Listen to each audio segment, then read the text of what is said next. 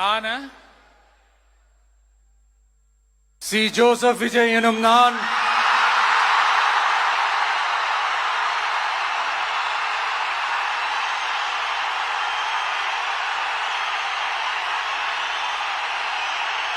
சட்டப்படி அமைக்கப்பெற்ற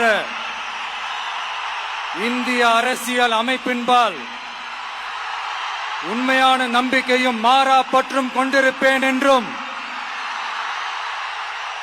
இந்திய நாட்டின் ஒப்பில்லாத முழு முதல் ஆட்சியையும் ஒருமையையும் நிலைநிறுத்துவேன் என்றும் தமிழ்நாட்டு அரசின் முதலமைச்சராக உண்மையாகவும் உளச்சான்றின்படியும் என் கடமைகளை நிறைவேற்றுவேன் என்றும் அரசியல் அமைப்பிற்கும் சட்டத்திற்கும் இணங்க அச்சமும் ஒருதலை சார்பும் இன்றி விருப்பு வெறுப்பை விலக்கி பலதரப்பட்ட மக்கள் அனைவருக்கும் நேர்மையானதை செய்வேன் என்றும் ஆண்டவன் மீது ஆணையிட்டு உறுதிமொழிகிறேன்.